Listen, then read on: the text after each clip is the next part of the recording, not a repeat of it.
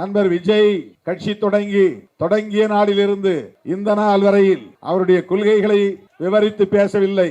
என்ன செய்ய போகிறோம் என்று சொல்லவில்லை. திமுக வெறுப்பு ஒன்றை மட்டும்தான் உமிழ்ந்து கொண்டே இருக்கிறார். எல்லா கூட்டங்களிலும், எல்லா நிகழ்வுகளிலும், எல்லா பேச்சுகளிலும் திமுகவுக்கு எதிரான வெறுப்பை மட்டுமே கக்கிக் கொண்டிருக்கிறார். திராவிட முன்னேற்ற கழக ஆட்சியை அப்புறப்படுத்துவதுதான் அவருடைய நோக்கம் என்று சொல்லுகிறார். அவருடைய விருப்பம் எதுவாகவும் இருந்துவிட்டு போகட்டும். ஆனால் பொதுமக்கள் எண்ணி பார்க்க வேண்டும். திமுகவை ஆட்சி பீடத்திலிருந்து அப்புறப்படுத்திவிட்டு அந்த பீடத்திலே அவர் யாரை அமர வைக்க துடிக்கிறார்? விஜய் தான் ஆட்சிக்கு வர வேண்டும் என்று அதை செய்யவில்லை. அது அவரால் முடியாது, அதற்கு வாய்ப்பில்லை. அவருடைய நோக்கம் திமுகவை ஆட்சியில் இருந்து அப்புறப்படுத்திவிட்டு பாஜகவை அங்கே கொண்டு வந்து அமர வைப்பதுதான்.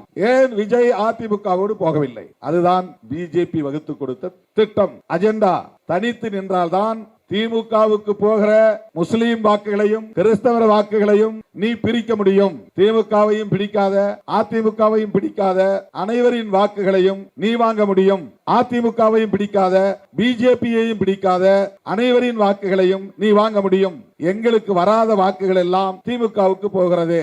ஆகவே அந்த வாக்குகளுக்கு நீ ஒரு வழியை உருவாக்கி உனக்கான களத்தை ஏற்படுத்திக் கொள். இதுதான் பிஜேபி நண்பர் விஜய்க்கு தந்திருக்கிற அஜெண்டா. ஆக பிஜேபியை ஜெயலலிதா அம்மையாரே வெறுத்திருக்கிறார், எதிர்த்திருக்கிறார், விமர்சித்திருக்கிறார். ஜெயலலிதா அம்மையார் எதிர்த்தாரா இல்லையா? விமர்சித்தாரா இல்லையா? எந்த காலத்திலும் அதிமுக பிஜேபியோடு கூட்டணி வைக்காது என்று சொன்னாரா இல்லையா?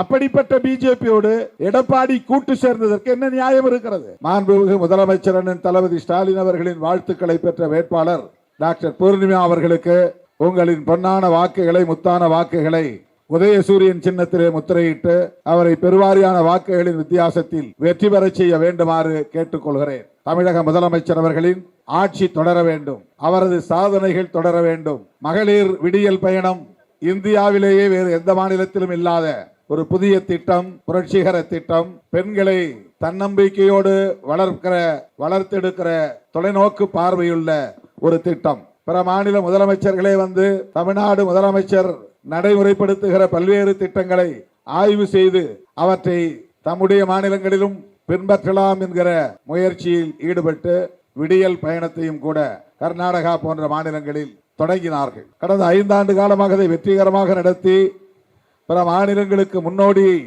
திட்டமாகவும் புரட்சிகர திட்டமாகவும் நடைமுறைப்படுத்தி வருகிற சாதனையாளர் நம்முடைய முதலமைச்சர் அவர்கள். இந்த விடியல் பயணம் மட்டுமல்ல, மகளிர் உரிமை தொகை. இன்றைக்கு ராகுல் காந்தி அவர்கள் கூட இந்த தேர்தல் பிரச்சாரத்திலே அதை பாராட்டி சிலாகித்து பேசியிருக்கிறார். மாதம் 1000 ரூபாய் 5 ஆண்டு காலம் 12 மாதங்களுக்கு என்று 60,000 ரூபாய் 1.25 கோடி பெண்களுக்கு, குடும்ப தலைவிகளுக்கு வழங்கி சாதித்திருப்பவர், சாதனை படைத்திருப்பவர், பெண்களை ஊக்கப்படுத்தி இருப்பவர், தன்னம்பிக்கையை பெண்களுக்கு ஊட்டி இருப்பவர் நம்முடைய அண்ணன் தளபதி முத்துவேல் கருணாநிதி ஸ்டாலின் அவர்கள். மீண்டும் ஆட்சிக்கு வந்தால் 1000 ரூபாய் என்பதை 2000 ரூபாயாக உயர்த்துவேன் என்றும் வாக்குறுதி அளித்திருக்கிறார். அந்த விடியல் பயணம் தொடர உரிமை தொகை திட்டம் 2000 ரூபாயாக உயர அண்ணன் முத்துவேல் கருணாநிதி ஸ்டாலின் அவர்களின் இந்த சாதனைகள் தொடர அவரை மீண்டும் அரியணையில் அமர்த்த வேண்டும். நான் முதல்வன் திட்டம் பள்ளி குழந்தைகளின் தனித்திறன்களை ஊக்கப்படுத்தக்கூடிய வகையில், வளர்த்தெடுக்கக்கூடிய வகையில் நல்ல ஆளுமை மிக்க இளம் தலைமுறையினரை உருவாக்கும் தொலைநோக்கு பார்வையோடு அறிமுகப்படுத்தப்பட்ட திட்டம்தான் நான் முதல்வன் திட்டம். அவர்களுக்கு மாதாந்த ஊக்கத்தொகை இந்தியாவில் எந்த மாநிலத்திலும் இல்லை. இது வெறும் ஓட்டுக்கான திட்டம் இல்லை. ஓட்டுக்கான திட்டம் என்றால் குழந்தைகளை அவர்கள் தம்முடைய திட்டத்தின் இலக்காக வைக்க வாய்ப்பில்லை. அடுத்தடுத்த தலைமுறையினர் ஆளுமை மிக்க குழந்தைகளாக, தலைமுறையினராக வளர வேண்டும் என்கிற பொறுப்புணர்வோடு, தொலைநோக்கு பார்வையோடு, அறிவியல் நோக்கோடு கொண்டு வரப்பட்ட திட்டங்கள் தான் நான் முதல்வன் திட்டம், தமிழ் புதல்வன் திட்டம், புதுமை பெண் திட்டம். இதெல்லாம் பள்ளி குழந்தைகளுக்கான திட்டங்கள். ஆண் பிள்ளைகளுக்கு தமிழ் புதல்வன், பெண் பிள்ளைகளுக்கு புதுமை பெண். அவர்களுக்கு மாதந்தோறும் ஊக்கத்தொகை. கல்வியில் அவர்கள் நாட்டம் கொள்ள வேண்டும். அவர்கள் மேலும் மேலும் கல்வி பெறுவதற்கான ஊக்கம் பெற வேண்டும் என்கிற அந்த பார்வையோடு மாண்புமிகு முதலமைச்சர் அவர்கள் அறிமுகப்படுத்திய புரட்சிகரமான திட்டங்கள் தான் இந்த திட்டங்கள் எல்லாம். இப்படிப்பட்ட திட்டங்கள் எதுவும் எந்த மாநிலத்திலும் இந்தியாவில் இல்லை. அது மட்டுமில்லாமல் காலை சிற்றுண்டி திட்டம், காமராஜர் காலத்தில் மதிய உணவு திட்டம் இருந்தது. எம்ஜிஆர் காலத்திலே அது சத்துணவு திட்டமாக பரிணாமம் பெற்றது. முத்தமிழ் அறிஞர் கலைஞர் அவர்களின் ஆட்சி காலத்தில் அது முழுமையான சத்துணவு திட்டமாக நாள்தோறும் முட்டை, சத்துருண்டை மாவு போன்றவற்றை வழங்குகிற திட்டமாக பரிணாமம் பெற்றது. இன்றைக்கு நம்முடைய முதலமைச்சர் அவர்கள் காலை சிற்றுண்டி திட்டம், இது எந்த மாநிலத்திலும் இல்லாத ஒரு புரட்சிகர திட்டம். பள்ளி பிள்ளைகள் பள்ளிக்கு வந்து பசியாறி விட்டு பாடம் கவனிக்க வேண்டும் என்கிற தாயுள்ளத்தோடு இந்த திட்டத்தை வெற்றிகரமாக நடைமுறைப்படுத்தி இருக்கிறார். மீண்டும் ஆட்சிக்கு வந்தால் அந்த திட்டம் 8ஆம் வகுப்பு வரை மாணவர்கள் வரையிலும் நீட்டிக்கப்படும், விரிவாக்கம் செய்யப்படும் என்று மாண்புமிகு முதலமைச்சர் அவர்கள் தேர்தல் வாக்குறுதியில் அளித்திருக்கிறார். இப்படி சொல்லிக்கொண்டே போகலாம். 80 வயது 70 வயதுக்கு மேல் முதிர்ச்சி அடைந்தவர்களின் இல்லம் தேடி சென்று ரேஷன் பொருட்களை வழங்குகிற தாயுமானவர் திட்டம், மக்களை தேடி மருத்துவம் திட்டம், இப்போது தேர்தல் வாக்குறுதியிலே இல்லத்தரசிகளுக்கு 8000 ரூபாய் கூப்பன் வழங்குகிற திட்டம், பெண்களை மையப்படுத்தி முன்னிறுத்தி எதிர்காலம் பெண்களின் கைகளில் தான் என்கிற அடிப்படையில் இந்தியாவில் வேறு எந்த மாநிலத்திலும் இல்லாத வகையில் திட்டமிட்டு அவற்றை எல்லாம் வெற்றிகரமாக நடைமுறைப்படுத்திய நமது மாண்புமிகு முதலமைச்சர் அவர்களின் ஆட்சி தொடர, அவர் கனவுகள் நனவாக, இந்தியாவில் வேறு எந்த மாநிலமும் இல்லாத அளவுக்கு பொருளாதார உற்பத்தியில் முன்னணி வகிக்கிற மாநிலமாக, அதாவது ஒட்டுமொத்த உற்பத்தி ஜிடிபி வளர்ச்சியடைந்த ஒரு மாநிலம், பள்ளி கல்வி, உயர்கல்வி, சுகாதாரம், மருத்துவம் போன்றவற்றில் இன்றைக்கு இந்தியாவிலேயே முதலிடத்தில் தமிழ்நாடு என்கிற அளவுக்கு இதனை வளப்படுத்தி இருக்கிற முதல்வராக நம்முடைய முதல்வர் பிறருக்கு வழிகாட்டும் முதல்வராக விளங்குகிறார். நேற்றைக்கு கூட நாங்கள் எல்லோரும் டெல்லிக்கு சென்றோம். முந்தா நாள் மாண்புமிகு முதலமைச்சர் அவர்கள், யாரும் இங்கே தேர்தல் பணி செய்ய வேண்டாம், விரைந்து கிளம்புங்கள், டெல்லிக்கு செல்லுங்கள், பாஜக ஒன்றிய அரசின் பாசிச சதி திட்டத்தை முறியடிக்க வேண்டும், அந்த திட்டத்தை, அந்த மசோதாவை தோற்கடிக்க வேண்டும் என்று இந்தியாவிலேயே முதலில் கொதித்து எழுந்த முதலமைச்சர் நம்முடைய முதலமைச்சர் அவர்கள்தான். கடும் எச்சரிக்கை விடுத்த முதலமைச்சர் நம்முடைய முதலமைச்சர் அவர்கள்தான். நீங்கள் சூது செய்து சூழ்ச்சி செய்து ஒருவேளை இந்த டீலிமிட்டேஷன் என்கிற நாடாளுமன்ற தொகுதிகளுக்கான மறுவரையறை மசோதாவை நிறைவேற்றினால் 1950களில் 60களில் இருந்த திமுகவை மீண்டும் நீங்கள் பார்க்க நேரிடும் என்று எச்சரிக்கை விட்ட முதலமைச்சர் பொங்கி எழுந்தார். அரசியல் களமே பரபரப்பானது, சூடுபிடித்தது. பிற மாநில முதலமைச்சர்கள் எல்லாம் தமிழ்நாட்டு முதலமைச்சர் என்ன சொல்லுகிறார் என்பதை ஊன்றி கவனித்தார்கள். அதன் விளைவாகத்தான் அந்த வாக்கெடுப்பில் 230 பேர் எதிர்த்து வாக்களித்து அந்த மசோதா வீழ்த்தப்பட்டது. இதுதான் முத்துவேல் கருணாநிதி ஸ்டாலின், இதுதான் நமது மதசார்பற்ற முற்போக்கு கூட்டணியின் தலைவர். அப்படிப்பட்ட அந்த முதலமைச்சர், நம்முடைய முதலமைச்சர் மீண்டும் ஆட்சி கட்டிலில் அமர, அவர் வகுத்தளித்து நடைமுறைப்படுத்தி இருக்கிற அனைத்து திட்டங்களும் தொடர, அரசின் சாதனைகள் தொடர, புதிய புதிய திட்டங்கள் உருவாகி தமிழகத்தை இந்தியாவில் ஒரு முன்னோடி மாநிலமாக வளர்த்தெடுக்க நீங்கள் ஆதரிக்க வேண்டிய சின்னம் உதயசூரியன். நமது சின்னம் உதயசூரியன். வாக்குகளை வீணாக்க கூடாது. நண்பர் விஜய் கட்சி தொடங்கிய நாளிலிருந்து இந்த நாள் வரையில் அவருடைய கொள்கைகளை விவரித்து பேசவில்லை, என்ன செய்ய போகிறோம் என்று சொல்லவில்லை. திமுக வெறுப்பு ஒன்றை மட்டும்தான் உமிழ்ந்து கொண்டே இருக்கிறார். எல்லா கூட்டங்களிலும், எல்லா நிகழ்வுகளிலும், எல்லா பேச்சுகளிலும் திமுகவுக்கு எதிரான வெறுப்பை மட்டுமே கக்கிக் கொண்டிருக்கிறார். திராவிட முன்னேற்ற கழக ஆட்சியை அப்புறப்படுத்துவதுதான் அவருடைய நோக்கம் என்று சொல்லுகிறார். அவருடைய விருப்பம் எதுவாகவும் இருந்துவிட்டு போகட்டும், ஆனால் பொதுமக்கள் எண்ணி பார்க்க வேண்டும். திமுகவை ஆட்சி பீடத்திலிருந்து அப்புறப்படுத்திவிட்டு அந்த பீடத்திலே அவர் யாரை அமர வைக்க துடிக்கிறார்? கட்டாயம் விஜய் அந்த இடத்திலே போய் அமர முடியாது, அதற்கு வாய்ப்பில்லை, அது அவருக்கே தெரியும். அதனால்தான் 2 தொகுதிகளில் வேட்புமனு தாக்கல் செய்திருக்கிறார். பெரம்பூரில் ஜெயிப்போமா என்பதே அவருக்கு சந்தேகம்.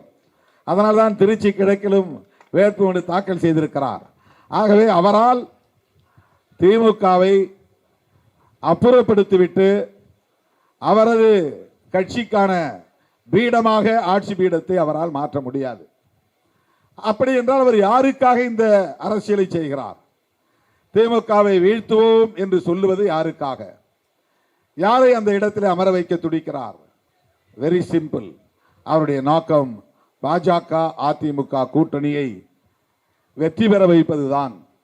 அவருடைய கட்சி வெற்றி பெறப் போவதில்லை, அவரே வெற்றி பெறப் போவதில்லை என்பது அவருக்கே தெரியும்.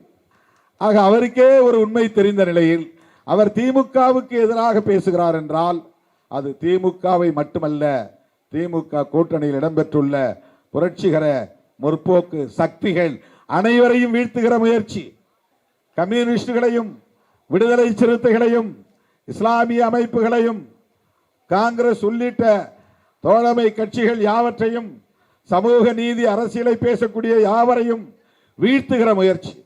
அப்படி என்றால் விஜய் அவர்கள் யாருக்காக வேலை செய்கிறார் என்பதை விஜய் ரசிகர்கள் புரிந்து கொள்ள வேண்டும். விஜய் தான் ஆட்சிக்கு வர வேண்டும் என்று அதை செய்யவில்லை, அது அவரால் முடியாது, அதற்கு வாய்ப்பில்லை. அவருடைய நோக்கம் திமுகவை ஆட்சியில் இருந்து அப்புறப்படுத்திவிட்டு பாஜகவை அங்கே கொண்டு வந்து அமர வைப்பதுதான். பாஜகவை எப்படி அமர வைக்க முடியும்? அதிமுக தானே இன்னொரு அணியின் தலைமை என்று நீங்கள் சொல்லலாம். அதிமுக பாஜகவின் பிடிக்குள் இருக்கிற ஒரு அமைப்பு, அது எப்போதே பாஜகவின் பிடிக்குள் சென்று விட்டது. சிபிஐ மூலம் உருவாக்க பெற்றிருக்கிற ஒரு அணிதான் அதிமுக, பாஜக, அன்புமணி பாமக, ஜி.கே. வாசன், டிடிவி தினகரன், இவர்கள் அத்தனை பேரையும் சிபிஐ அச்சுறுத்தி ஒன்று சேர்த்து வைத்திருக்கிறது. அது சிபிஐ உருவாக்கிய கூட்டணி. நம்முடைய கூட்டணி சிபிஐ அங்கம் வகிக்கிற கூட்டணி. நம்மகிட்ட சிபிஐ இருக்கிறாங்க. இது இடதுசாரிகளின் கூட்டணி, இது முற்போக்கு சக்திகளின் கூட்டணி, இது ஜனநாயக சக்திகளின் கூட்டணி, இது சமூக நீதியை பாதுகாப்பதற்கான கூட்டணி, வலதுசாரிகளை விரட்டி அடிப்பதற்கான கூட்டணி. பாஜக தான் தன்னுடைய கொள்கை எதிரி என்றால் பாஜகவை தனிமைப்படுத்திவிட்டு அதிமுக ஒரு கூட்டணி சேர்ந்திருந்தால் ஒரு வகையிலே விஜய் சரியான நடவடிக்கையை மேற்கொண்டிருக்கிறார், உத்தியை கையாண்டிருக்கிறார் என்று நாம் சொல்லலாம். திமுகவை தோற்கடிப்பதற்காக அதிமுகவோடு சேர்ந்திருக்கிறார், சரி. அதிமுகவும் பெரியார் பாசறையில் வளர்ந்த கட்சி, இன்றைக்கு அது தன்மை மாறி இருக்கலாம், ஆனாலும் அதற்கு ஒரு பாரம்பரியம் இருக்கிறது என்று சொல்லலாம், நியாயப்படுத்தலாம். ஆனால் அதிமுகவையும் பாஜகவையும் சேரவிட்டது யார்? அவர்கள் சேருவதற்கு வழிவகுத்தது யார்? இடம் கொடுத்தது யார்? வாய்ப்பு தந்தது யார்? ஏன் விஜய் அதிமுகவோடு போகவில்லை? அதுதான் பிஜேபி வகுத்து கொடுத்த திட்டம், அஜெண்டா. தனியே நின்றால்தான், தனித்து நின்றால்தான் திமுகவுக்கு போகிற முஸ்லீம் வாக்குகளையும் கிறிஸ்தவர் வாக்குகளையும் நீ பிரிக்க முடியும். திமுகவையும் பிடிக்காத, அதிமுகவையும் பிடிக்காத அனைவரின் வாக்குகளையும் நீ வாங்க முடியும். அதிமுகவையும் பிடிக்காத, பிஜேபியையும் பிடிக்காத அனைவரின் வாக்குகளையும் நீ வாங்க முடியும். எங்களுக்கு வராத வாக்குகள் எல்லாம் திமுகவுக்கு போகிறது. ஆகவே அந்த வாக்குகளுக்கு நீ ஒரு வழியை உருவாக்கி உனக்கான களத்தை ஏற்படுத்திக் கொள். இதுதான் பிஜேபி நண்பர் விஜய்க்கு தந்திருக்கிற அஜெண்டா. நேரடியாக அதிமுக பிஜேபியோடு கூட்டணி வைக்கிறது, மறைமுகமாக பிஜேபி வகுத்து தந்த செயல் திட்டத்தை நடைமுறைப்படுத்துகிறது விஜய் கட்சி, அவ்வளவுதான். ஆகவே விஜய் தொண்டர்களுக்கும் அதிமுக தொண்டர்களுக்கும் நான் விடுக்கிற வேண்டுகோள், நீங்கள் போடுகிற ஓட்டு விஜய்க்கு போட்டால் அது விஜய்க்கு போகாது, அது பிஜேபிக்கு தான் வலு சேர்க்கும். இரட்டைலைக்கு போட்டால் அது இரட்டைலை என்பது அதிமுக சின்னம் இல்லை, அது பிஜேபியின் இன்னொரு சின்னம். அது எம்ஜிஆர் காலத்து அதிமுக இல்லை, ஜெயலலிதா காலத்து அதிமுக இல்லை. ஆகவே இரட்டைலைக்கு போடுகிற ஒவ்வொரு ஓட்டும் பிஜேபிக்கு வலு சேர்க்கும். எடப்பாடி அவர்களை பொறுத்தவரையில் ஆட்சியில் அமர வேண்டும் என்பது அவருடைய ஆசை இல்லை. அவர் எதிர்க்கட்சி தலைவராக இருந்தால் போதும் என்றுதான் நினைக்கிறார். ஆட்சிக்கு போனால் ஒரு மாதம் கூட பிஜேபி காரன் விட்டு வைக்க மாட்டான். நிதிஷ்குமாரை தூக்கி அடித்தது போல் இவரை தூக்கி அடித்து விட்டு அங்கே பிஜேபி காரனை முதலமைச்சராக உட்கார வைத்து விடுவான். அதனால் எதிர்க்கட்சி தலைவராக இருந்தால் போதும் என்கிற மனநிலையில் தான் அண்ணன் எடப்பாடி பழனிசாமி அவர்களே இருக்கிறார். அதுதான் அவருடைய உண்மையான மனநிலை. அந்த பிடிக்குள்ளே சிக்கி கிடக்கிறார். ஆக பிஜேபியை ஜெயலலிதா அம்மையாரே வெறுத்திருக்கிறார், எதிர்த்திருக்கிறார், விமர்சித்திருக்கிறார். அப்படிப்பட்ட பிஜேபியோடு எடப்பாடி கூட்டு சேர்ந்ததற்கு என்ன நியாயம் இருக்கிறது? கொள்கை அடிப்படையிலான கூட்டணி தான் என்பதை எடப்பாடி அவர்களால் சொல்ல முடியுமா? ஜெயலலிதா அம்மையார் எதிர்த்தாரா இல்லையா, விமர்சித்தாரா இல்லையா? எந்த காலத்திலும் அதிமுக பிஜேபியோடு கூட்டணி வைக்காது என்று சொன்னாரா இல்லையா? எடப்பாடி பழனிசாமி அவர்கள் என் கேள்விக்கு பதில் சொல்ல மாட்டார், என்னை அவர் பொருட்படுத்த மாட்டார், எனக்கு தெரியும்.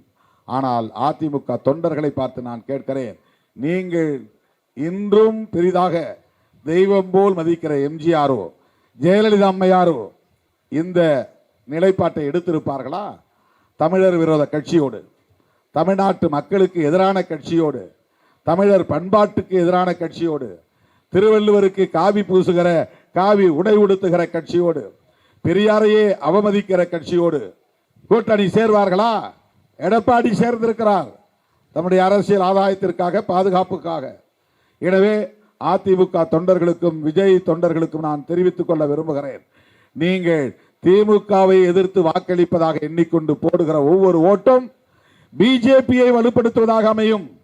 பிஜேபி தமிழ்நாட்டில் வந்து அமர்ந்தால், அவர்கள் வலுப்பெற்று விட்டால், அவர்கள் கரம் ஓங்கினால் தமிழ்நாடு உத்தரப்பிரதேசம் போல் அமைதி இழந்து போகும், பீகாரை போல் அமைதி இழந்து நிற்கும். முஸ்லிம்களும் இந்துக்களும் இங்கே நல்லிணக்கத்தோடு சகோதரத்துவத்தோடு வாழ்கிறார்கள். கிறிஸ்தவர்களும் இந்துக்களும் இங்கே சகோதரத்துவத்தோடு வாழ்கிறார்கள். ஆனால் பிஜேபி வலுப்பெற்றால் அந்த சகோதரத்துவம் சிதைந்து போகும், அமைதி கெட்டு போகும், சண்டை, சாதி சண்டை பெருகும், மத சண்டை பெருகும், வெறுப்பு அரசியல் பரவும். திருப்பரங்குன்றத்தில் எப்படி பதற்றத்தை ஏற்படுத்தினார்களோ அப்படி நாளொரு மேனியும் பொழுதொரு வண்ணமும் தமிழ்நாட்டை பதற்றத்திலேயே வைத்திருப்பார்கள். அந்த கும்பலுக்கா வலு சேர்க்க போகிறீர்கள்? அதிமுக தொண்டர்களுக்கும் தாவேக ரசிகர்களுக்கும் இதைத்தான் நான் வேண்டுகோளாக வைக்க கடமைப்பட்டிருக்கிறேன். தமிழ்நாட்டை பாதுகாக்க வேண்டுமானால், தமிழர் பண்பாட்டை பாதுகாக்க வேண்டுமானால், பெரியார், அண்ணா, கலைஞர் கட்டி காப்பாற்றிய சமூக நீதியை பாதுகாக்க வேண்டுமானால், புரட்சியாளர் அம்பேத்கர், தந்தை பெரியார், மாமேதை காரல் மார்க்ஸ் போன்றவர்கள் விரும்பிய விளிம்பு நிலை மக்களின் அரசியலை பாதுகாக்க வேண்டுமானால் நீங்கள் வாக்களிக்க வேண்டிய சின்னம் உதயசூரியன். மாண்புமிகு முதலமைச்சர் முத்துவேல் கருணாநிதி ஸ்டாலின் அவர்களின் வாழ்த்துக்களை பெற்ற வேட்பாளர் டாக்டர் பூர்ணிமா அவர்களுக்கு உதயசூரியன் சின்னத்திலே வாக்களித்து அவரை பெருவாரியான வாக்குகளின் வித்தியாசத்தில் வெற்றி பெறச் செய்யுங்கள், வெற்றி பெறச் செய்யுங்கள் என்று கேட்டு விடைபெறுகிறேன். நன்றி, வணக்கம்.